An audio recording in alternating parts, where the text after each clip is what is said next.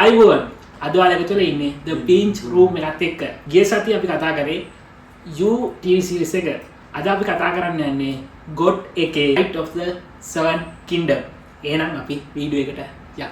The Pinch Room. දැන් මෙයා කිව්වා වගේ අද අපි කතා කරන්නේ Game of Thrones series එකේ side story එක The Night of the Seven Kingdom. මේක පොඩි කතාවක්. දැනට පළවෙනි සීසන් එක විතරයි වෙලා තියෙන්නේ. එපිසෝඩ් 6නේ. එපිසෝඩ් 6යි. පැය roughly 30 minutes විනාඩි 30 එපිසෝඩ්. කතාව සරලවම කිව්වොත් මේක යන්නේ තරුණ කොල්ලෙක් ඉන්න ඩන් කියලා. එයා නයිට් කෙනෙක් වෙන්න එයාගේ ජර්නි එක තමයි මේක කියන්නේ. ඉතින් අපි වැඩිදුර විස්තර ඉස්සරහට වීඩියෝ එකකින් කතා කරමු. හරි දැන් අපි කතා කරන්නේ Night of the Seven Kingdom ගැන. කතාව පටන් ගන්න මෙහෙමයි. කතාවේ දැන් ප්‍රධාන චරිතය වෙන ඩන්ක් ඉන්න එයාගේ මාස්ටර් සර් ආලන් ඔෆ් ද පෙනිෆ්‍රී. ඊට පස්සේ පටන් ගන්නකොට එයා මැරිලා. ආලන් ඔෆ් ද පෙනිෆ්‍රී මැරිලා. ඒතකොට ඩන්ක් එයාව බූමරාන කරලා එයාගේ එතන ගහක් කියන්නේ ගහක් ලොකු ගහක් තියෙන එතන වෙලා ඉන්නේ. ඊට පස්සේ එතන වෙලා පොඩ්ඩක් රෙස්ට් කරලා ඊට පස්සේ ඒ සර් ආලන් ඔෆ් ද පෙනිෆ්‍රීගේ කඩුවත් අරගෙන එයාගේ අශ්ව දුන්ගෙනත් අරගෙන එයාගේ ජර්නි එක ස්ටාර්ට් කරනවා. නයිට් කෙනෙක් වෙන්න එතනින් තමයි එයාගේ පටන් ගන්න. ඊට පස්සේ කොහොම හරි මෙයා යන අශ්ව දුන්ගෙනත් එක්ක ගමන ආරම්භ කළා. මේගොල්ලෝ යනකොට මෙයාලා ඩන්ක් යනවා තැබෑරුමකට. එතකොට යනකොට රෑ වෙනවා. එතෙන්ද මෙයා ක්‍රස්ට් එකක් ගන්න යන්නේ. ඊට පස්සේ ඇතුළට ගියපුවම කවුරුත් නැහැ. ඊට පස්සේ මෙයා අශ්ව දුන්දනාව පැත්තකින් තියලා ඇතුළට ගිහිල්ලා මොකද කරන්නේ? එතකොට එයා ඕඩර් එකක් දානවා තැබෑරුමින් එක වේට්‍රස්ට. තව කෙනෙක් ඉන්නවා හොඳටම බීලා මත් වෙලා එයා ඇත්තටම කවුද? එයා ටාගේරියන් කින්ඩම් එකේ ප්‍රින්ස් කෙනෙක්. ඩේමියන් ටාගේරියන් යගේ නම. එයා තමයි බීලනේ යා මොකද කරන්න කියලා එයා දන්නේ නැහැ. ඊට පස්සේ සර් ඩන්ක් එක්ක එයා පොඩි ෆයිට් එකකුත් යනවා. ඊට පස්සේ ඩන්ක් එතන එයාගේ වැඩ ටික ඉවර කරලා එළියට ඇවිල්ලා එයා ආයෙ ජර්නි ස්ටාර්ට් කරන්න හදනකොට එයාට පොඩි ස්ක්වයර් කෙනෙක් හම්බ වෙනවා. ස්ක්වයර් කියන්නේ නිකන් සහායකෙක් වගේ පොඩි ළමෙක්, පොඩි පිරිමි ළමෙක්. එයාගේ නම එග්. එතන නම එයාගේ එග් කියලා කියන්නේ. ඉතින් එයත් එක පොඩ්ඩක් මෙයා කළා. යාට කියනවා අශ්වය ටික පොඩ්ඩක් රෙඩි කරලා දෙන්න යාට යන්න. එහෙම කියලා. එතකොට ඒ ළමයා අශ්වය ටික රෙඩි කරලා යන්න හදනකොට ඩන්කින් අහනවා යාවත් එක්කගෙන යන්න පුළුවන්ද? ඒතකොට ඩන්ක් බයිනා එහෙම එක්ක යන්න බෑ. එහෙම කියලා. එතකොට ඩන්ක් ඊට පස්සේ අර පොඩි ළමයාව දාලා එයා ගමන පිටත් වෙනවා. දැන් ඩන්ක් යනවා ඇස්ෆර්ඩ් කියලා විලේජ් එකකට. එතන තියෙනවා නයිට්ලා තෝරන ටූර්නමන්ට් එකක්. ඊට පස්සේ එතන ගිහලා එයා රෙජිස්ටර් වෙන්න එයා ගේම් මාස්ටර් එක කතා කරනවා. එතකොට එයා කියන ගේම් මාස්ටර් අහනවා මෙයා කවුද?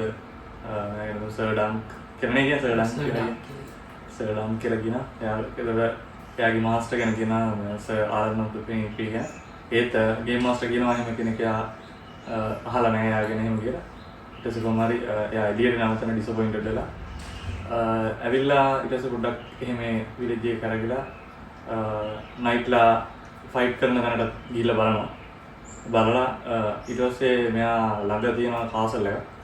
කාසල් එකට යනවා. ඒ ගිහිල්ලා මෙයා කාසල් එකට යන්න කලින් එතකොට ඒ වෙලේ ඔටුන්න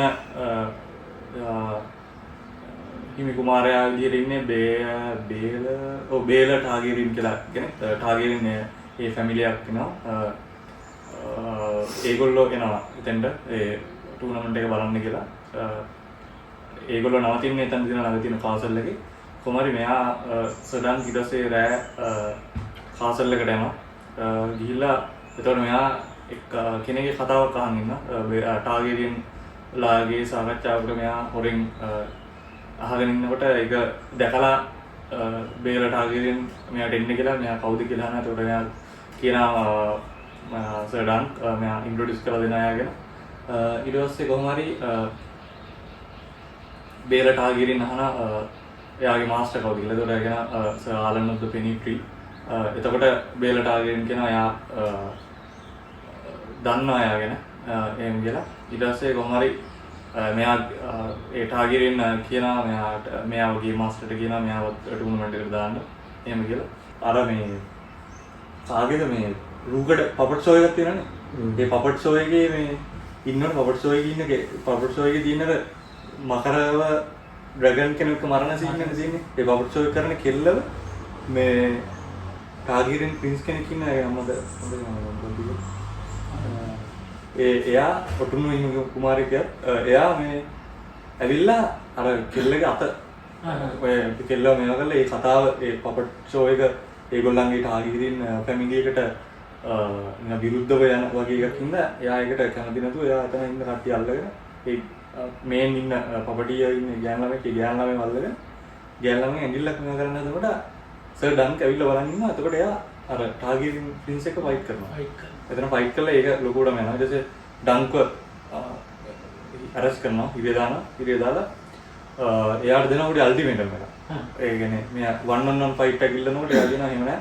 එයා 7 trials කියලා එකක් ඉල්ලනවා. ඒක මොකද්ද තියෙන්නේ දෙපැත්තෙම 7 දෙනා ෆයිට් එකක් තියෙන්නේ නයිට්ලා ඒක ඩන්ක් නෙමෙයි ඉල්ලන්නේ. ඩන්ක් නෙමෙයි ඉල්ලන්නේ. ප්‍රින්ස් ඉල්ලන්නේ. ඩන්ක් ඉල්ලන්නේ 1-on-1 ෆයිට් එක. ඩන්ක් ඉල්ලන 1-on-1 ෆයිට් එක අර ප්‍රින්ස් කාරේ ඉල්ලනවා මේ අරේම ට්‍රයල් එක. 7 ට්‍රයල් එක. ඊට පස්සේ කොහොමද ඩන්ක් ඒක රැගියුලර් ඩන්ක් කොහොම හරි හොයාගන්නවා 4 දෙනෙක් නේ 5 දෙනෙක්. තමයි. ඔව්. 5 දෙනෙක් එයා නැතුව තව 5 දෙනෙක් හොයාගන්නවා. 5 දෙනෙක් හොයාගෙන ඊට කලින් කපලා දාන්න පුළුවන් නේ මේ අතන පපටිය ෂෝ එකේ වැඩේ වෙනවනේ. එතන ගහගන්නනේ අර ඉන්න ප්‍රින්ස් එක දැන් අර කෙල්ලව බේර ගන්න සර් ඩන්ක් ගහගන්නකොට මේ ෆයිට් කරනකොට හොඳටම ගහනවා ප්‍රින්ස්ට. එතකොට මේ ෆයිට් එකේ කොහොම හරි මෙයාව අල්ල ගන්නවා ගාඩ් ලැවිලා අල්ලගෙන මෙයාගේ මේ මම හිතන්නේ කඩුවකින් ඔළුව කපන්න යනවා කරන්නේ බෙල්ල කපන්න යනවා සීන් එකක් වෙන්න යනකොට මුගේ ඩන්ක්ගේ ස්ක්වයර් දිටි ඉඳලා තියෙන්නේ ඔටුන් හිමි කුමාරයම තමයි. කවුරුත් දන්නේ නැති වුණා. දන්නේ නැති. ඔව්. එයා ඒගොන් ද 5th මම හිතන්නේ ඒගොන් ද 5th තමයි ඉඳලා තියෙන්නේ. ඒගොන් ද 5th. එයා ඇවිල්ලා තමයි නවත්තන්නේ මේක මෙයා මේ කරදර ගන්න බරයට. එයා එහෙම ගිහලා ඊට පස්සේ මේ කරදර කරොත් මගේ තාත්තගෙන් මේවා කියනවා.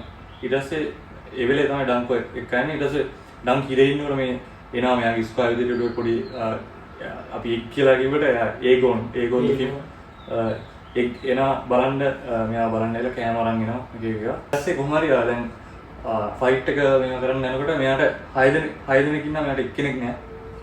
කොහොම හරි අන්තිමට මේගොල්ලන් ටීම් එකකින් එක්කෙනෙක් බිට්‍රේ කරන අනිත් පැත්තට යනවානේ. ඔව්. එයාලගේ 6 දෙනා ඉන්නකොට 6 දෙනාගේ එක්කෙනෙක් යනවා. නෑ එතකොට සම්පූර්ණ වෙලා ඔක්කොමනේ.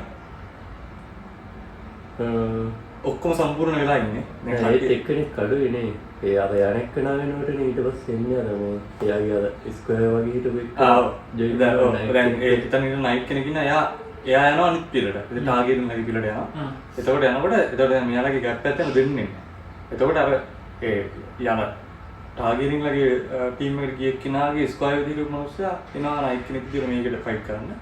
එතකොට ඒත් එක්කෙනෙක්මද. එතකොට ඒ වෙලාවේ ඔටුන්ගේ ලොකුම ඔටුන් කෙනෙක් රජකමට ළඟින්ම ඉන්න කෙනා තමයි බේලා ටාගේරින්. ටෝන් එක ඊළඟට ගන්න. අයන්ට්‍රෝන් ඊළඟට ගන්න ඉන්න කෙනා බේලා ටාගේරින්. එයා ඇවිල්ලා සර් ඩන්ක්ගේ පැත්තට ෆයිට් කරනවා. එතකොට කොහොම හරි ලොකු ෆයිට් එකක් යනවා. අන්තිමට සර් ඩන්ක්ගේ ටීම් එක දිනනවා. හැබැයි ඒ බේලා ටාගේරියන් මැරෙනවානේ. මැරෙනවා. එයා ඔළුවට පිටිපස්සට ලොකු මේසයකින් වගේ වැදිලා ඇවිල්ලා කතා කරලා ටික වෙලා කරනකොට එයාට කියනවා මෙයාගේ කකුල් පැත්ත අප්පන්න නැතුව යනවා. ඒ හෙල්මට් එක ගලවනකොට මේ ඔළුවේ අනිකර ඉලා ඩැමේජ් දලා. ඊට පස්සේ කොහොම හරි කතාව ඉවර වෙන්නේ මෙයා අර ඒගොන්ද කිල්ලනවානේ මේ අරත් එක්ක එයා ඉස්කර් වෙලා ඒගොන් දැන් අර ඒගොන් කියන්නේ ඔටුන්නේ කුමාරයෙකුට එයා ඉල්ලන අර ඉස්පා විදියට යන්න මේ මොකද්ද ජර්නි එක මොකද එයාගේ තාත්තනේ මේවා කරන්න කියලා කියන්නේ. ඒගොල්ලෝ වික්ගේ තාත්තනේ ඉන්නේ අර අනිත් එක්ක නෑ එයාගේ ටාගිරි. ඔව්. බටුන්නේ මේ කුමා මරුණ එක්කනාගේ සහෝදරයා. මරුණ එක්කනාගේ බේලාගේ සහෝදරයා ඉන්නවා. එයා ඒක අලව් කරනවා යන්න කියලා. පුරුදු වෙන ජීවිතේ මොකද ලයිෆ් එකේ මේවා එක කොහොම හරි ඒගොල්ලෝ එයා මේවට දන්නේ නෑ මේ ලව් කරනවා කියන්නේ එයා කියන්නේ එයාගේ පැලස් මාලිගාවට ඇවිල්ලා මේ එතන වැඩ කරන්න කියලා එන්නා. ඒ වුණාට ඩන් කියනවනේ මේ එතනට යන්න බෑ මේ එයාට ට්‍රැවල් කරන්න ඕනේ ඕනනම් එක්කන් යන්නම් කියලා. ඩන් කොන්දේසියක් දෙනවා එතනට යන්න ඕනේ කියලා. ඉතින් මේ අන්තිමට මං හිතන්නේ අර එක් ගෙනවනේ අන්තිමට ඩන් එක් කියන්නේ. ඩන් කියන්නේ ගෙනවා. එක් ගෙතන මේ බොරුවක් කියනවා තාත්තා ඒක ලව් කරා කියලා. ඒ වුණාට අන්තිමට වෙන්නනවා මේ තාත්තා මේ එක්ග හොයනවා. හොයනවා. ඒ කියන්නේ මේ එක් හොරෙන් තමයි ඇවිල්ලා දෙන්නේ. ඉතින් කතාව ඉතින් පළවෙනි සීසන් එක ඉවරයි. එහෙනම් අන්න ඔක තමයි ද කතාව. එහෙනම් ඊළඟ සීසන් එක සෙට්ටමු. The Binge Room.